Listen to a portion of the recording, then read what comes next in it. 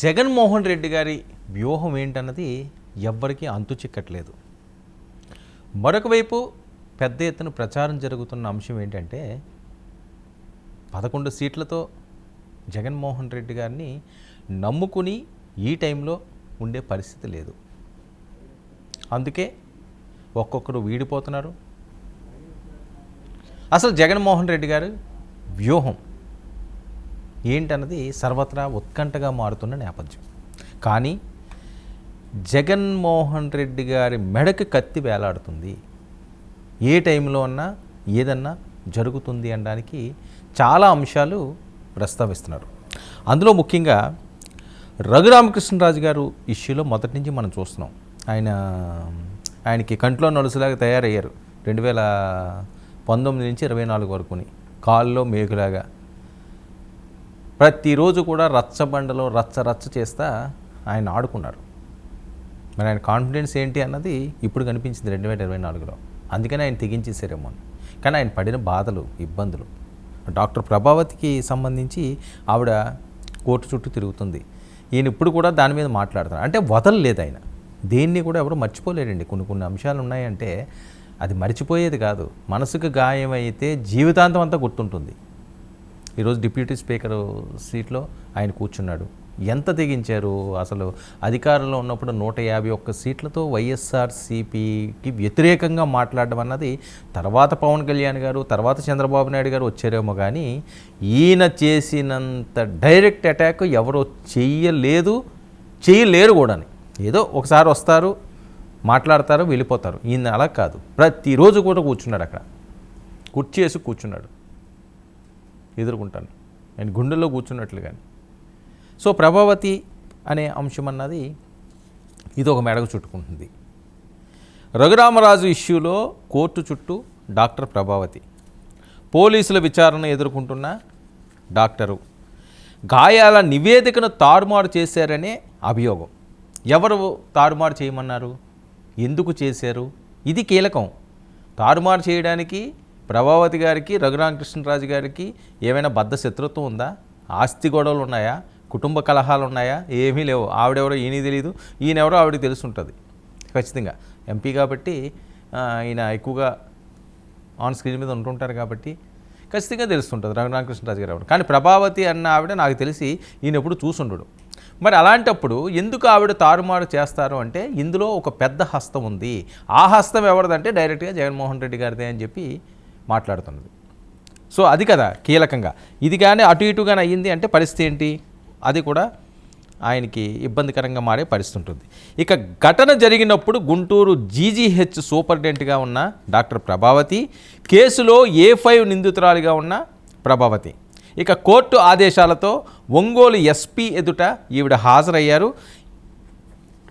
ఇక doctor ప్రభావతిని ప్రశ్నిస్తున్న Ongole SP గారు. అంతేకాకుండా సహకరిస్తామని చెబితే మధ్యంతర రక్షణ కల్పిస్తాము అని చెప్పి సుప్రీంకోర్టుకు తెలియచేసిన పోలీసులు.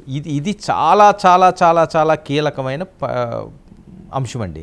ఎందుకంటే మేము మాట్లాడుతున్నప్పుడు లేకపోతే మాకు చెబుతున్నప్పుడు మా ప్రశ్నలకి అక్కడ వాస్తవాలు కానీ మీరు ఓపెన్ అయితే మీకు మేము సహాయం చేస్తాం.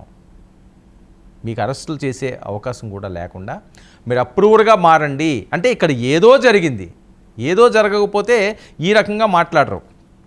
మేము డైరెక్ట్గా మీకు రక్షణ కల్పిస్తాము అని చెబుతున్నారు అంటే ఏమీ లేకుండా ఒక డాక్టర్ని తీసుకొచ్చి, సూపరింటెండెంట్ని తీసుకొచ్చి నీ రక్షణ కల్పిస్తున్నామని ఎందుకంటారు? సో ఇది ఎక్కడో లింక్ ఉన్నది. ఇది ఆ తీగ లాగుతున్నారు. ఇప్పుడు ఆ డొంక కదిలి ఎటువైపుకు వెళ్తుందో అన్నది చాలా ఇంట్రెస్టింగ్గా మారుతున్న అంశం. ఈ అంశం ఒకటి జగన్మోహన్ రెడ్డి గారికి ఇబ్బందిగా మారుతుంటే, మరొక అంశం ఏంటి? కడపలో వైసీపీ లీడర్ అరెస్ట్. ఎవరండి ఆ వైసీపీ లీడరు? కడప వైసీపీ నేత, మాజీ డిప్యూటీ సీఎం అంజాద్ బాషా సోదరుడు అహ్మద్ బాషా అరెస్ట్. ముంబైలో అరెస్టు చేసి కడపకు తీసుకొచ్చిన పోలీసులు 2022లో కడప వినాయక్ నగర్లో తలెత్తిన స్థల వివాదంలో ముస్తాక్ అహ్మద్ అనే వ్యక్తిని తన అనుచరులతో కలిసి దాడి చేసిన అహ్మద్ బాషా. ఇది కేసు. కానీ దీనికి చాలా లింకులు ఉన్నాయి. ఎందుకంటే ఏదో ఒక కేసు మీద అరెస్ట్ చేయాలి కాబట్టి ఈ కేసు బయటకు వచ్చింది. అప్పుడు ఏదో చేశారు అని. కానీ దీని వెనకాతలో ఉన్న అంశాలన్నీ కూడా వేరే స్కెచ్ ఉంది, వేరే ఇన్సైడ్ ఉంది అని. ఇక రాష్ట్రంలో కూటమి ప్రభుత్వం అధికారంలోకి వచ్చిన వెంటనే అరెస్టు భయంతో దుబాయ్లో తలదాచుకుంటున్న అహ్మద్ బాషా, రంజాన్ పండుగ నేపథ్యంలో ఇటీవల కడపకు వచ్చిన అహ్మద్ బాషా ఇక శనివారం రాత్రి అంటే ఒక 2 రోజుల క్రితం దుబాయ్ వెళ్లేందుకు ముంబై ఎయిర్పోర్టుకు చేరుకున్న వెంటనే లుకౌట్ నోటీసులు చూపి అదుపులోకి తీసుకున్న పోలీసులు. కడప పోలీస్ స్టేషన్లో అహ్మద్ బాషాపై పలు కేసులు. ఇది కూడా కడప అనే అంశం ఏదొచ్చినా సరే జగన్మోహన్ రెడ్డి గారికి లింక్ ఉంటుంది. అది అఫీషియల్గా అవనియండి, అన్అఫీషియల్గా అవనియండి, అందరూ మాట్లాడే అంశం అదే. మరి అహ్మద్ బాషాకి సంబంధించి ఇందులో చాలా కీలకమైన అంశాలు ఉన్నాయి. ఇవంతా కూడా వైఎస్ఆర్సీపీకి ఇబ్బందికరంగా మారుతుంది. ఆ నేపథ్యంలోనే అహ్మద్ బాషా మెడకు కూడా ఉచ్చు బిగిస్తున్నారు. అది అక్కడితో ఆగుతుందా, అది వేరే కోణాలు చూస్తుంటారు. అంటే ప్రతి అంశానికి కూడా ఒక అంశం మీద మనం ఒక ఇన్వెస్టిగేషన్ మొదలు పెడితే ఇందులో చాలా వస్తుంటాయండి. ఒక మర్డర్ కేసు మనం చూసామనుకోండి, ఆ మర్డర్ కేసు సంబంధించి మర్డర్ కేసు చేసిన వాళ్ళు ఒకలే అయ్యి ఉండొచ్చు, కానీ ఆయన ఎవరితోటన్నా మాట్లాడా, సో ఆ స్కెచ్ ఎలా వేసాడు, ఆ రెక్కి ఎలా నిర్వహించాడు, కత్తి ఎక్కడ కొన్నాడు, ఏ టైంకి వచ్చాడు, ఎవరు సహాయం చేశారు, ఏ మందు తాగాడు, ఏం చేశాడు, ఇవన్నీ ఉంటుంటాయి. పుట్టు పూర్వోత్తరాలన్నీ కూడా లాగేస్తుంటారు. సో ఆ నేపథ్యంలోనే అహ్మద్ బాషా లింకులో ఎలాంటి పరిస్థితులు ఉన్నాయన్నది మరొకటి ఉంచింది. ఇక ముచ్చటగా మూడో అంశం ఏంటి, వక్ఫ్ బోర్డు బిల్లుపై వైసీపీ రివర్స్ డ్రామా ఆడింది. ఇది ఒకటి చాలా కీలకంగా మారుతున్న నేపథ్యం. పార్లమెంటు ఉభయ సభల్లో వక్ఫ్ బిల్లుపై సుదీర్ఘ చర్చ.